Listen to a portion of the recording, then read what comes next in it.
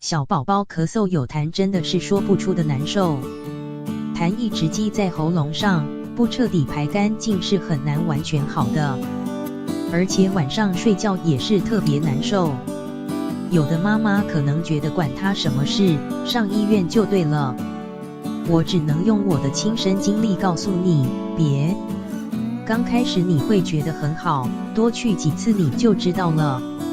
好的一次比一次慢，还用了一大笔钱，宝宝反复生病，并没有减少受苦，关键是重在平时的调理。农村人治疗咳嗽的方法，几片叶子煮完水就能好。化痰止咳，老祖宗留下的东西，不得不说效果非常好。家里几代人都在用，家家户户都知道，简单实用，还方便。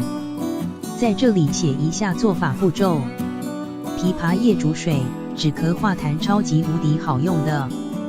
一、准备4片新鲜的枇杷叶，将叶子背后的绒毛刷干净，用剪刀剪碎。4、装在锅里，加入水把叶子刚好淹没最好，放冰糖。5、然后慢火熬20分钟即可，方法简单有效。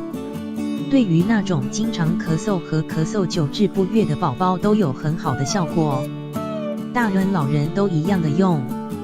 虽然这个效果确实是好，不过现在这个时间，为了更多的妈妈们着想，可能有的地方没有枇杷叶子，再跟宝妈们说一个更加简单的材料，肯定是每个人家里都有的大蒜冰糖水的制作方法。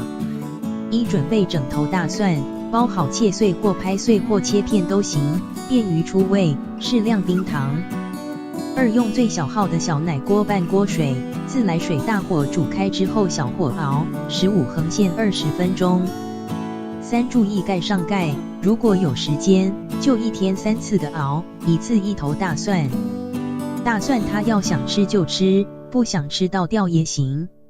熟大蒜是入肺经的，没有辣味了。孩子咳嗽厉害时，早、中、晚1天共喝3次，第2天就见效，3天后就好了。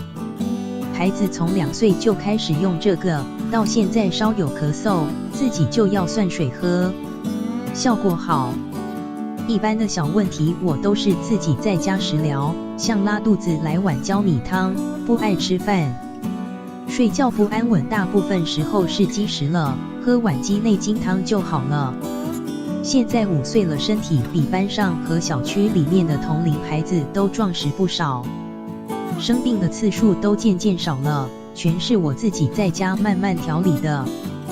步骤1、我也是一个宝妈，有问题的宝妈们救我好了，我职业就是一个育儿师，不过我不像外面的那种什么都不要你的，不图你啥，只是都知道带孩子的不容易，特别是妈妈自己一个人在家带小孩的。